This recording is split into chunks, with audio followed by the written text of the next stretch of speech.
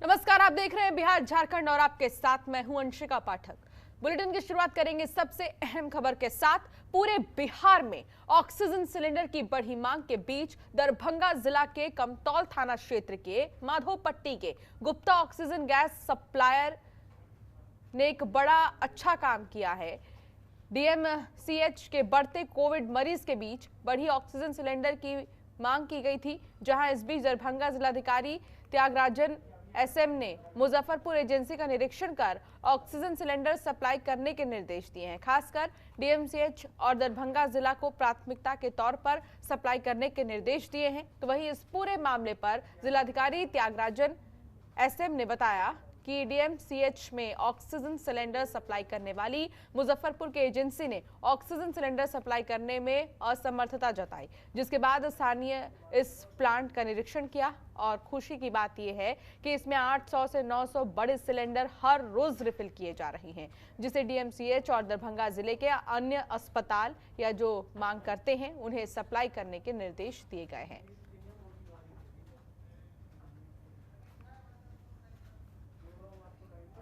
रवि झा हमारे संवाददाता हमारे साथ जुड़ गए हैं। रवि, एक तरफ जहां ऑक्सीजन की किल्लत देखी जा रही है तो दूसरी तरफ कई सारे ऐसे लोग हैं जो सराहनीय कदम कर रहे हैं। क्या मामला है दरभंगा का?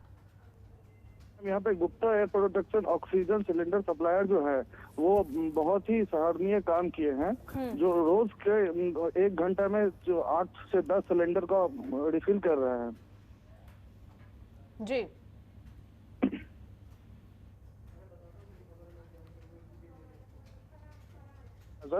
उनका बहुत ही ज्यादा इनके ऊपर ये सराहनीय ये रहा है। रवि, क्या आप तक हमारी आवाज आ रही है? जी। और क्या जानकारी मिल रही है रवि? कहाँ के रहने वाले हैं, कैसे ये ऑक्सीजन रिफिल करते हैं? क्योंकि एक तरफ तो लगातार किल्लत है देश में, तो दूसरी तरफ कब से इन्होंने इस काम की शुरुआत की है, क्या जानकारी मिल रही है? ये मैम, ये मुजफ्फरपुर के रहने वाले हैं। ये ऑक्सीजन का जो ये कर रहे हैं, सो दरभंगा में जो किल्लत आ रही थी इनके ऊपर से ये अपना बहुत शुक्रिया रवि इस तमाम जानकारी के लिए। तो स्वास्थ्य केंद्रों और निजी अस्पतालों में ऑक्सीजन की अब कमी नहीं होगी, क्योंकि दरभंगा में रहने वाले गुप्ता एयर वो ऑक्सीजन रिफिल करते हैं और उन जगहों तक पहुंचाते हैं जहां पर कमी है।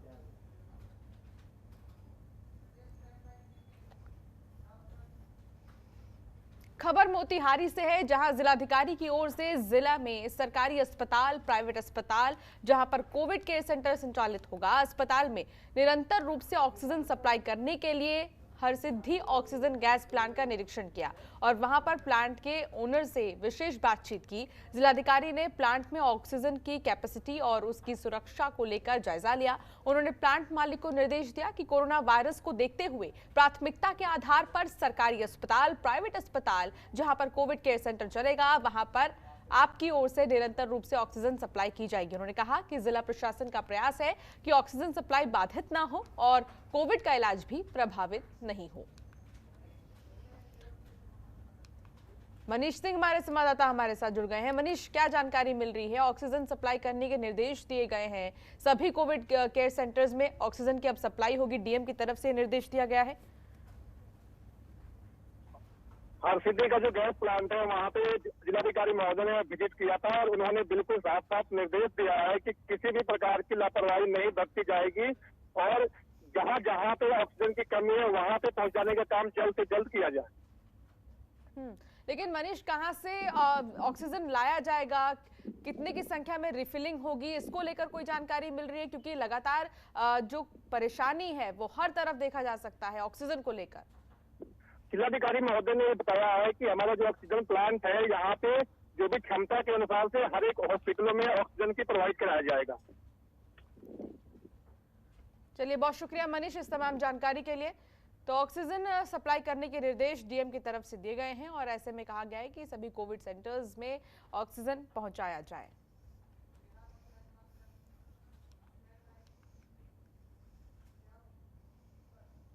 खबर मोतिहारी से है, जहां जिलाधिकारी ने शहर का दौरा किया है, जहां इस दौरान कोरोना के संक्रमण की वजह से पैदा हुई परिस्थितियों से निपटने के लिए सरकारी दिशा निर्देशों का पालन हो रहा है या नहीं, इसी को लेकर निरीक्षण किया गया। आपको बता दें कि अलग अलग चौक चौराहों पर मास्क की जांच की जा रही है और साथ ही जिला प्रशासन की ओर से मास्क बांटे भी जा रहे हैं।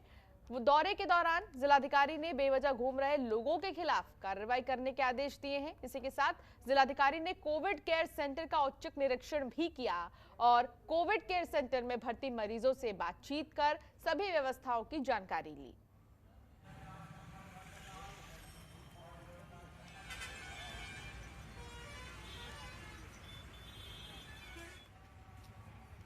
मनीष हमारे संवाददाता हमारे साथ जुड़ गए हैं। मनीष, क्या जानकारी मिल रही है?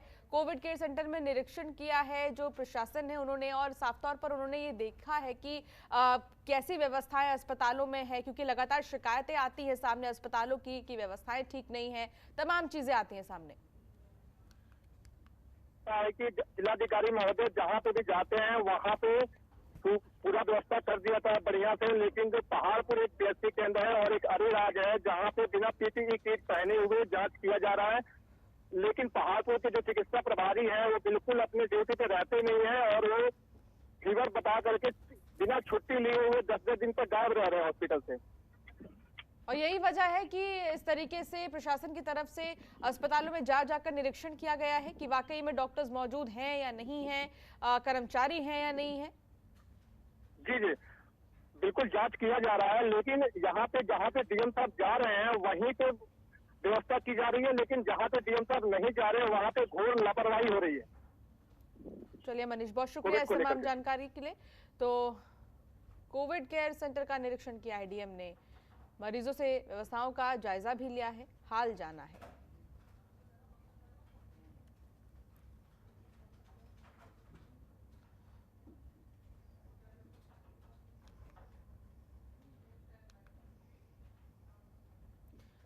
बक्सर जिले के डुमराव अनुमंडल अस्पताल की स्थिति बद से बदतर होती जा रही है, जिसको लेकर कई बार आम लोग की ओर से शिकायतें की जा रही थी और इसको लेकर कई बार धरना प्रदर्शन भी किया गया, लेकिन फिर भी अस्पताल प्रबंधन की ओर से कोई भी सुधार नहीं किया गया। लगातार मिलती शिकायतों की जांच करने डुमराव विधायक अजित कुशवाहा अनुमंडल अस्पताल पहुंचे, जहां जांच के दौरान कई गड़बड़ियां ही पाई गई, जिसमें डॉक्टरों की कमी, नर्सेस की कमी और ग्रुप सी और डी की कर्मियों की उपलब्धता नहीं होने की बात सामने आई है, जिसको लेकर विधायक की ओर से अस्पताल प्रबंधक और अनुमंडल अस्पताल प्रभारी अनिल भट्ट के साथ बातचीत हुई और जल्द से जल्द अस्पताल के हालात को सुधारने की बात कही गई।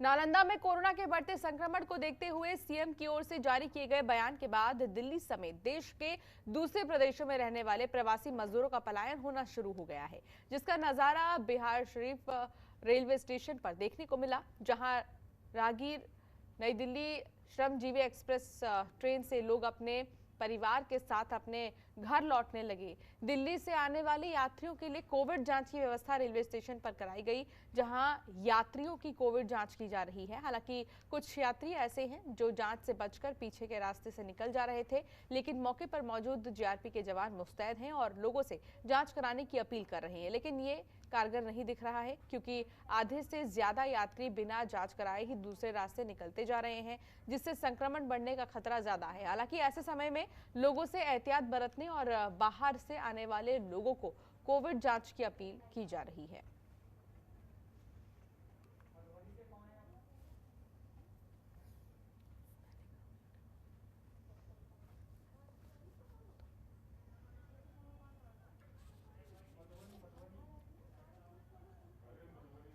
एक तरफ जहां कोरोना महामारी की वजह से सब चिंतित हैं, तो वहीं दूसरी तरफ मोतिहारी जिले के अरेराज रेफरल अस्पताल में बिना पीपीई किट पहने डॉक्टर कोरोना की जांच कर रहे हैं। इतना ही नहीं, ये लोग सैनिटाइजर का इस्तेमाल तक नहीं कर रहे हैं, जिससे ये बीमारी काफी तेजी से और ज्यादा फैल सकती है। रेफरल हॉस्पिटल अरेराज के चिकित्सा प्रभारी उज्जवल प्रताप सिंह मौन धारण किए हैं। वो इस मामले पर कुछ भी नहीं बोल रहे हैं। पीएचसी के चिकित्सा प्रभारी सत्यजीत कुलियार बिना छुट्टी लिए बुखार का बहाना कर अपने कर्तव्यों से बचते नजर आ रही हैं। आपको बता दें कि एक तरफ तो अस्पताल में इतनी बड़ी लापरवाही सामने आ रही है, तो वहीं दूसरी ओर पहाड़पुर में अपने प्राइवेट क्लिनिक पर बैठकर लोगों से मोटी रकम उगाही कर रहे हैं। बताते चलें कि जो लोग कोरोना संक्रमित मिल रहे हैं, उनको बिना दवा के ही घर भेज दिया जा रहा है। तो बड़ी लापरवाही मोतिहारी के अस्पतालों में देखी जा सकती है कि बिना पीपी किट के ही डॉक्टर्स इलाज करने को मजबूर हैं, सैनिटाइजर का भी इस्तेमाल नहीं कर रहे हैं और साथ ही जो वहां पर मरीज मौजूद हैं, उनको भी ये सुविधाएं नहीं दी जा रही हैं।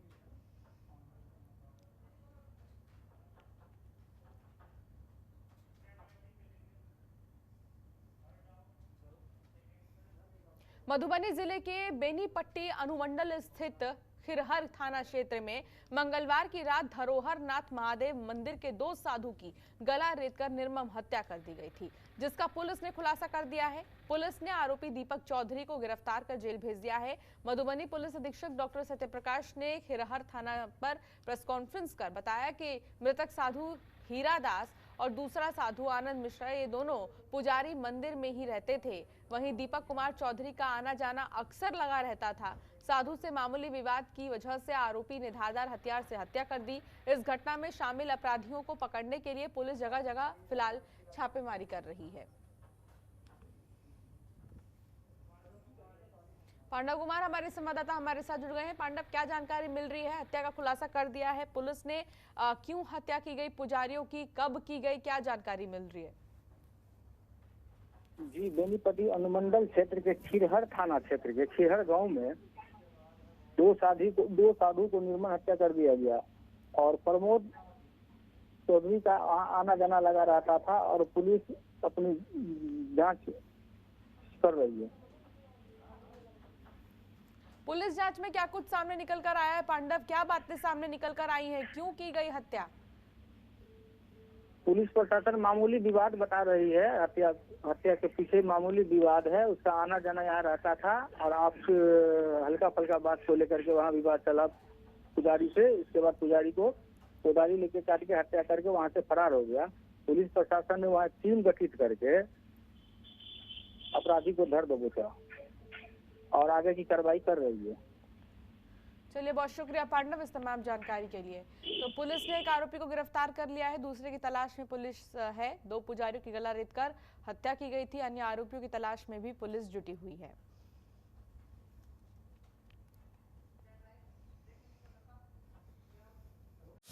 खबरों के निष्पक्ष विश्लेषण के लिए सब्सक्राइब करें Jantantra TV and press the bell icon. Never miss any update.